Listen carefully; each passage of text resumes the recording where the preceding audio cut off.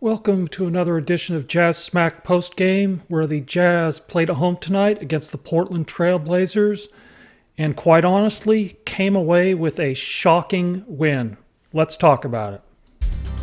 Jazz Smack, your source for information and analysis about the Utah Jazz and NBA basketball. Jazz Smack is a community for passionate Utah Jazz NBA fans.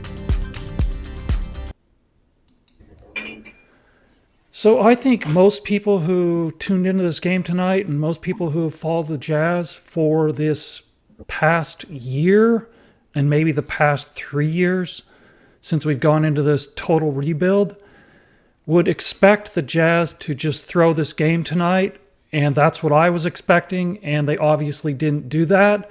Now, going into this game, I thought that the Jazz had a chance to win this game because the Blazers are also in a situation where they aren't playing for anything at this point. You know, they aren't in a situation where they're going to make the postseason in any way. They're not a threat to make the postseason. So these are two teams that are already, with 3 games to play in the season, they aren't playing for postseason. They are just playing the season out. And so I thought that was a worrisome. I think from the Jazz standpoint, from a franchise standpoint, they are still better off losing this game. And it was in their control to lose it, and they didn't.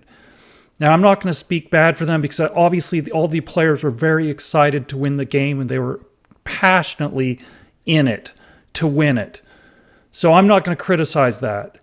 But from just a strategic standpoint, considering the year that the Jazz have had and what they've put the fans through, I'm not so sure this was a great decision. But I'm not going to criticize. I think the players really wanted to win this game, and they obviously, all the losses are just so difficult. And a couple of guys on the team played exceptionally well tonight, and I'll put all the praise on those guys at this point. Thoughts? Yeah, I agree with that. I mean, we've talked about this many times, is that the players don't care about tanking. The players are not looking for new players to come in and take their places. They have no desire to do that. Why would they?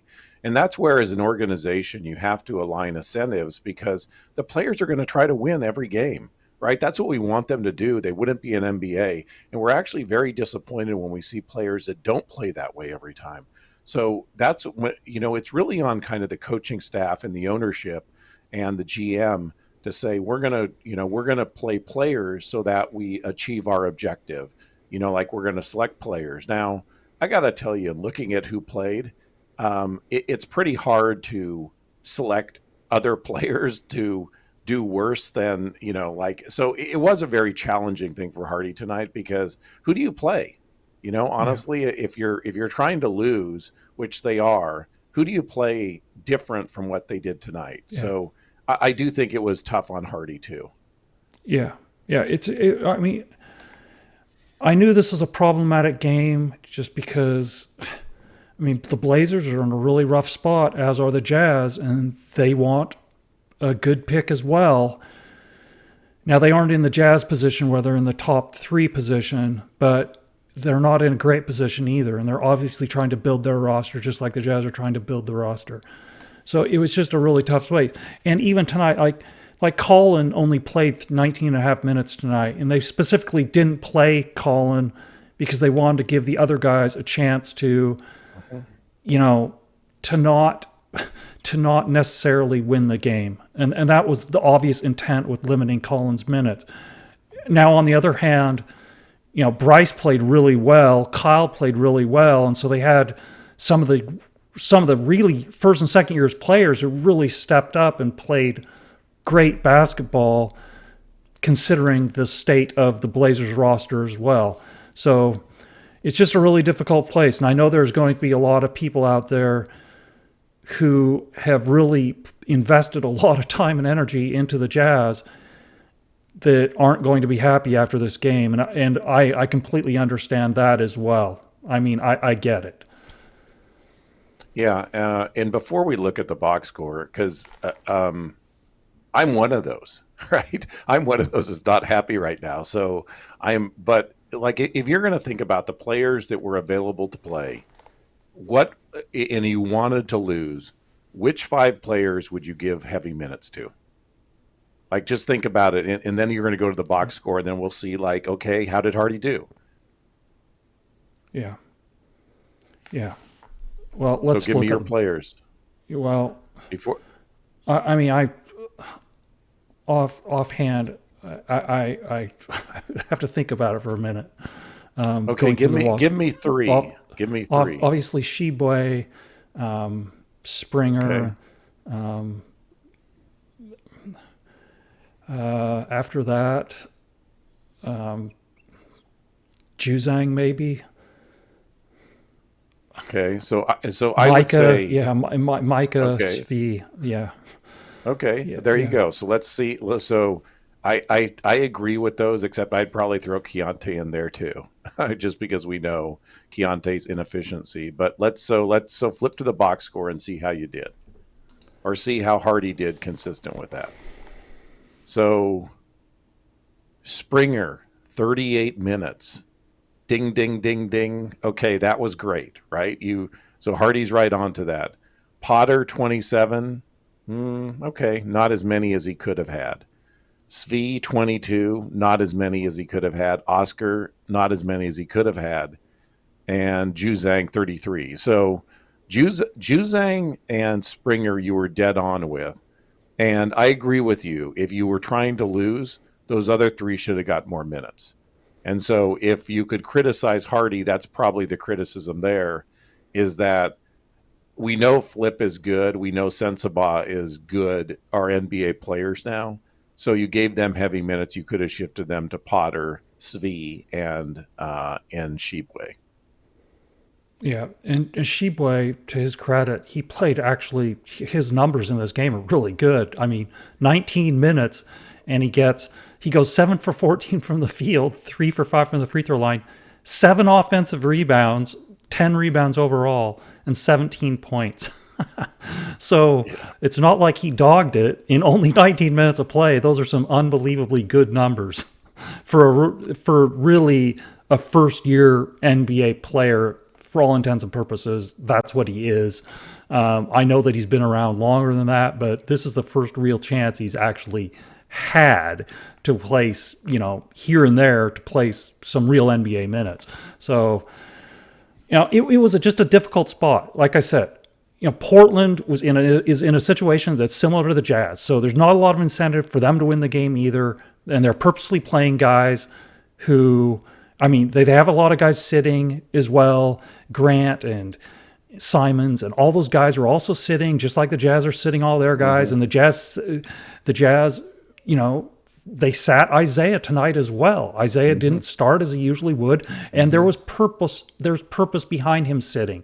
I don't know what the reason was that they gave, but I'm sure it's a BS reason, just like, you would expect it to be a BS reason. Yeah. Yeah. And, Portland could have played Chris Murray more. They played him 22 minutes. So, yeah, but they did sit down.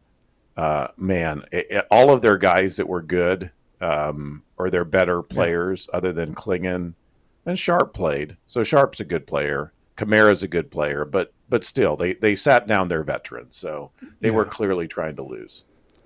Yeah.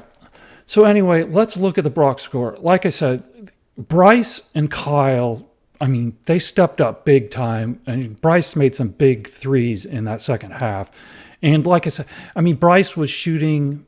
I didn't look at the last 10 games recently in the last few days, but going into that one game, he was shooting 60% from 3 over his final 10. So his percentages are off the chart. And tonight, he goes 6 for 10 from 3, 60% from the 3-point line, 7 for 12 from the field overall. Just amazing shooting again. 4 rebounds, 4 assists, 3 steals. So he's doing other things in the box score like we always want him to do. And he scores 22 points. He has plus 18 in the plus minus. His numbers are just off the charts in this game. And the 36 minutes of playing time. Just absolutely an awesome night by Brice. Yeah, to last 10 is 47 and a half, including tonight. So he's dropped a little bit, but no one can complain about 47 and a half from No. the 3-point line. I mean, he's really playing good ball. And look, 4 rebounds again, 4 assists. So Yeah. what we knew Brice could do, or what we thought Brice could do, he's starting to do. I mean, he's filling up the box score. And we should be really happy about that. So, honestly, at the end of the season when there's nothing to play for, and yeah, we wanted to lose, there were some great, as you said, you brought it up. There were some bright spots here, and Brice was one of them. I mean, Brice has looked really good. So, all the people that doubted Brice, they shouldn't doubt Brice anymore. Brice is a player. Could he improve on some things? Absolutely. Can he lose a little weight? Absolutely. But Brice has been playing some really good basketball. Yeah. And so let's shift to Kyle. And this was obviously a career night for Kyle, with 13 for 17 from the field, 2 for 5 on 3, 2 for 4 from the free throw line, 18 rebounds overall, 5 offensive boards, 5 assists, 3 steals, 1 block. He did have 5 turnovers, but so be it. But the 30 points, 18 rebounds, 5 assists, 3 steals. I mean, my gosh. Like, what more can you say? Like, yes, his defense still isn't great. Everybody knows that. But the offense game is just coming along nicely. I mean, just a ton of skills and very knowledgeable about how the game should be played. I mean, he's been terrific. For a rookie, where he was picked, I don't think you could actually ask for anything more than what he has given to this point in the season. Yeah, and his last 10 games, he's 0.6 blocks a game. I think he absolutely needs to improve his defense. Given that we're the worst defensive team Yeah. in the league 2 years in a row, everybody needs to improve their defense. Even Walker needs to improve his defense. But he's shown some ability with some defensive stats, defensive rebounding, and he has blocked some shots, even with his allegedly short arms. Right, he's blocked some shots. So yeah, some players also shot over him. There were a couple of Portland today that just went around him and shot over him, but he's showing something, and I mean, he's got tons of skills. I mean, this guy has tons of skills. We should be really excited about this guy in the next year and the year after.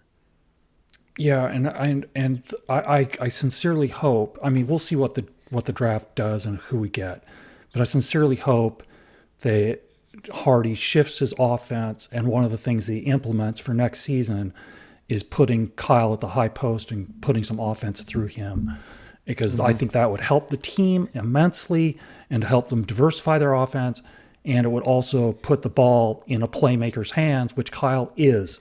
He can make plays with the basketball and elevate the play of his teammates, which is what we want. And rather than just, being forced into one-on-one scenarios, I mean, he loves throwing the backdoor pass. He loves hitting the cutter. I mean, that's terrific. And that's what I want to see, especially next year.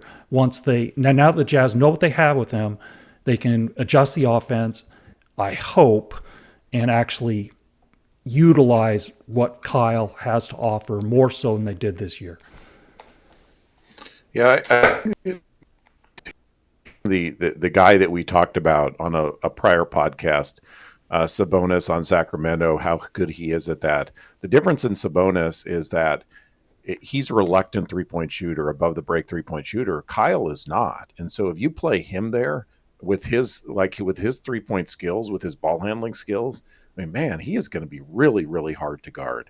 So we have a lot to be excited about. And honestly, he's worn down. We could all see that. So it was good to see him. Like, to me, the biggest positive this game was Kyle, because I really felt bad for him. We pounded on Keontae last year, primarily because he's such a cocky guy. But Kyle, these rookies, it's tough at the end of the season. You could tell they've all lost their legs, Keontae included. We should have given him a break last year. But Kyle played a really good game, and that was good to see. Yeah. Yeah, and he's still playing. He's obviously still playing out of position in this game. He's matched up against Klingon. Now, Klingon isn't a real low post force, so at least not yet. So that helps, but he's still. I mean, obviously Kyle's playing out of position at the center position. He's not a center. I don't care what anybody says. But anyway, So overall, like I thought Colin had a good game. The 15 points on 6 for 14 shooting, the 5 assists, 2 steals. I thought he played well, but he obviously didn't get a lot of minutes tonight. But Keontae got a lot of minutes, and until he made those final 2 threes that really clinched the game for the Jazz, he was struggling from the field, but he did have 6 rebounds and 6 assists. The 7 turnovers a little bit problematic. And the Jazz as a team tonight, I mean, this is one of the reasons why it's really surprising that they actually did win. Yes, it was an overtime game, but they committed 24 turnovers against 27 assists. I mean, wow, that's a lot of turnovers and still win the game in overtime. But Keontae played well except for those turnovers. Like he came up big when it really counted, when the game was on the line. So yes, he has not a good field goal percentage again. He shot 37.5, but I'll give credit to him in this instance because he made some big shots down the stretch. Yeah, Keontae. I didn't watch the whole game, but the part of the game that I watched, he was dribbling the ball out by the half court line, not getting into the offense. The difference that we have when Collier plays is you get in the offense much faster. So Keontae's now been doing, and this is like what I would tell you, just a set aside from the box score, is that when Keontae is playing point guard, we're very slow to get in the offense, and that works against us winning, and we obviously did win tonight. So that's what I noticed in the time that I watched the game, is that that has not improved over 2 years. So he shot the ball relatively well. He had, he filled up the box score. He's been doing a great job of that. He got to the free throw line a couple of times, but if he wants to win the point guard role, if that is what he wants to do, he needs to work with the coaching staff over the summer on, quit dogging it out at the half court line, get into the offense, quit trying to show off your bus, get into the offense, get the offense going. And I haven't really seen improvement in that area. Have you? No, I mean, he threw some really horrific passes tonight too. Like they were just boneheaded passes, like just inexplicable in all honesty. And also, quite frankly, Keontae just has a difficult time getting by people too. I mean, he just does. And I think that's problematic for that position. I would rather have a guy there who can get by people and get into the paint. And Keontae has a difficult time just blowing by guys. I mean, Isaiah Collier's much better suited to do that. I mean, he's much better at that right now. And going forward, he's much better suited to do that. So I don't see Keontae as a future point guard of the Jazz. I didn't when he was drafted, and I don't now. My opinion of that has not changed at all. I think he's more of a combo guard because he's small for a 2 guard. He has decent size for a point guard, but he's small for a 2 guard. I think he's a combo guard, and that's where I think he's destined to be in the NBA from here forward. But that's my opinion, and my opinion only. Yeah, if he makes it, obviously Hardy agree. has a different opinion because Hardy is playing him point guard. He played him point guard tonight, instead of Colin playing point guard. He played, when he brings Keontae off the bench, he's playing him point guard for the most part. So we'll see. But I'll say this for Keontae. I do like the rebounds that he's doing. He does rebound the ball well. He's trying on that end, and I really do appreciate that. If you have guards that rebound, it's just a bonus. So I think that's a positive for him. And I didn't see his last 2 shots that you said that he hit, but he's not afraid to take the big shot either. Maybe he should be sometimes and give it to the guys that are better players, but he's certainly not afraid to shoot it. And more often than not, most players are afraid to shoot it. Let's face it. So that's a skill that he has. Yeah, guys don't want the scrutiny. That's for sure. They don't want all the scrutiny online, on the social sites, in the press. They don't want the scrutiny of the misses. And Keontae still, he still shot 37.5% tonight. So it's like, it's still, he made those last couple of shots, but it's still not a good night shooting the ball. It's still a struggle.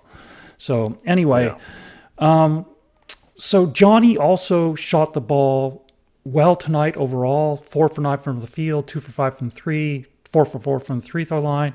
Going down the stretch, he did have, at the end of regulation, he had that chance to put the Jazz ahead, and they called the timeout, and Johnny got the corner 3, and he shot an air ball, and that was not a good look. That was a really difficult place to shoot an air ball.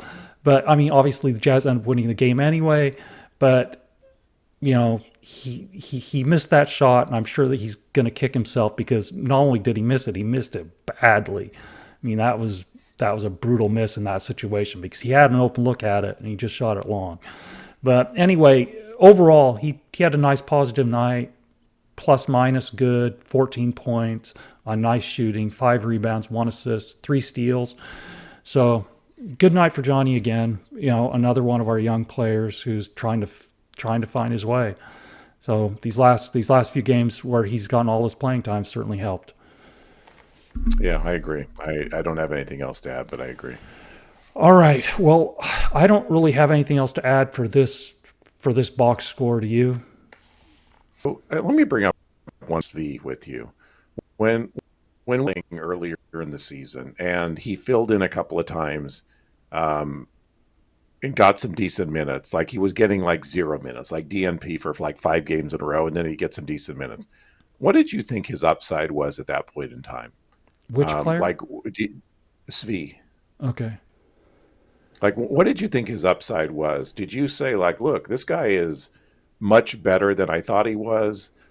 This is a guy that should be getting rotation minutes. Like, what was your sense of that time? Because he was playing good basketball at that time.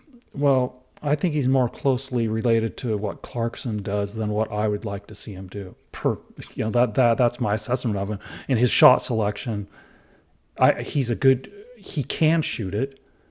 He has the ability to make a high percentage of those shots, but the shot selection bugs me. And that's why I don't foresee him in the same way that I was happy that Jordan ended up sitting these last number of games.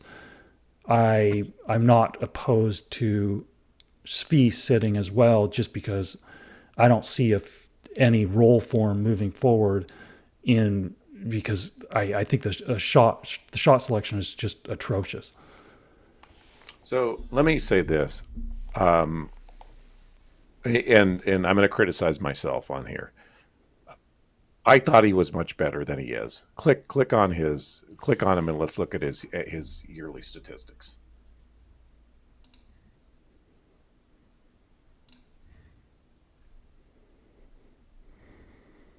So it looks very Clarkson-esque, doesn't it? 37.7, 33.3, 81.3 from the free throw line. Both Clarkson and Svi are great free throw shooters.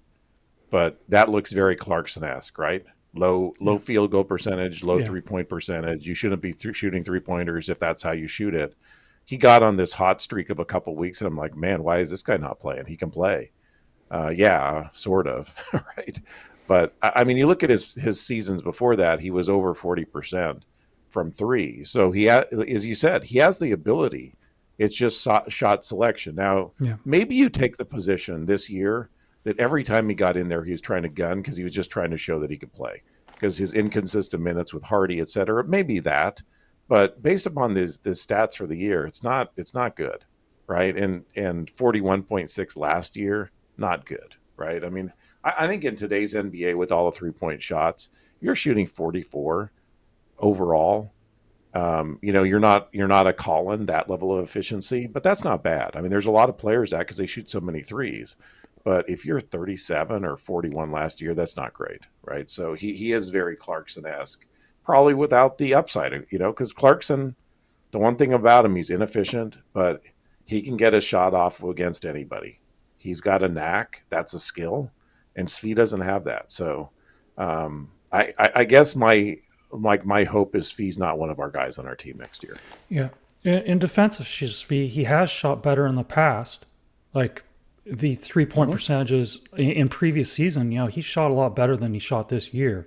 Now the Jazz offense is kind of a mess. And I mean, offenses in general in the NBA, there's a lack of structure, in my opinion.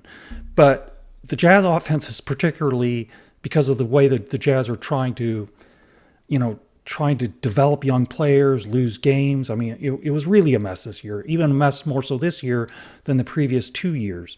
So he's in a rough environment where he isn't playing a whole bunch of games, then he gets some minutes. I mean, it's obviously hasn't helped him shoot the ball well. We can obviously see, I mean, Svi's plenty athletic. He's not short of athleticism, certainly. It's shot selection, and it might just be shot selection within the environment that he's been put with the Utah Jazz. I'm not saying that the guy can't play, but I don't see the right fit right now from what I saw this past year.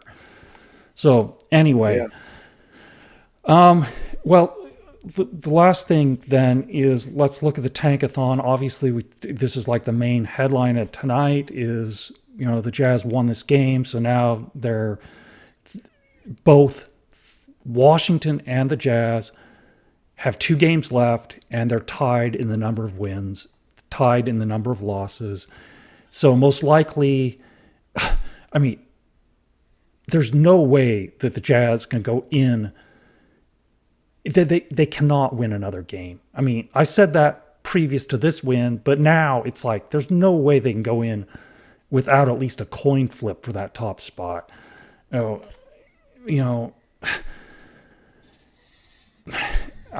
don't know. Tonight was a bit inexplicable, but I expect the Jazz and Washington to go into after the end of the season. They will have tied records, and it'll come down to a coin flip, be prior to the lottery. Yeah, we've talked about this many times, is that at the end of the season, you are going to win some games. There's going to be some that whatever you do, you find a way to win. And the real loss for the Jazz is not tonight. It was some of those early season wins that they had no business winning. They were playing to win. They were playing players to win. And would I have rather them lost tonight? Yeah, I would have, obviously.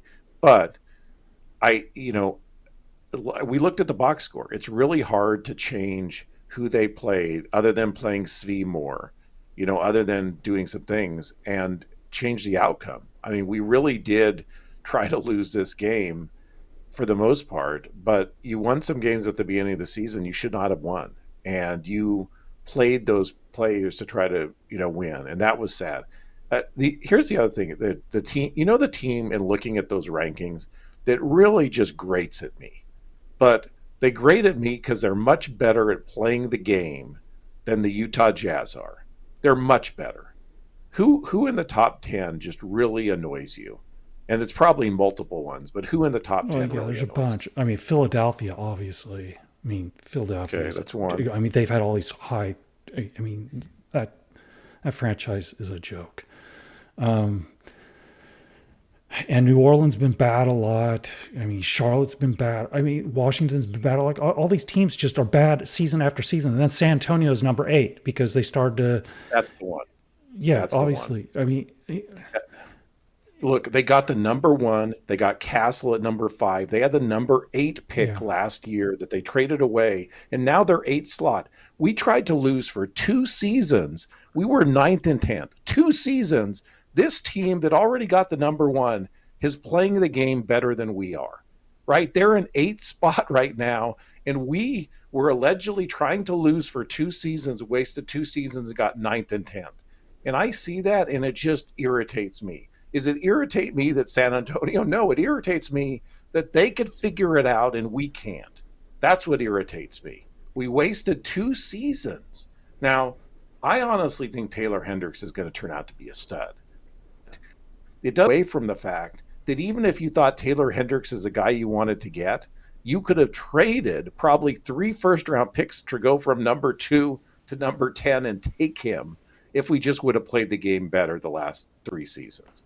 So they're the ones that really annoy me. Yeah, Philadelphia is a joke. Let's face it. The gamemanships that they do trade away their whole team. But San Antonio got Wemby, and then they got Castle, and they Dillingham, the 8th pick, they traded away, and and they're still number 8 slot. It's amazing. Yeah. Yeah, I know. The whole thing's frustrating. But Adam Silver needs to address this because I'm tired of the whole system, and I'm tired of the Jazz trying to lose, and I'm tired of other teams trying to lose, and the system stinks. So I hope they finally address it instead of finding teams, which is just pointless because everybody's doing it, and they're just selectively finding people. Anyway, well, do you have any other comments for tonight? Or No, all right. so. Well, we're going to call it a night then, and there are 2 games left after tonight, so we will see everybody. But if you are watching on YouTube, please like, share, and subscribe, and you can also follow us on X at JazzSmack. And everybody, we wish you a great night, and we will talk to everybody later.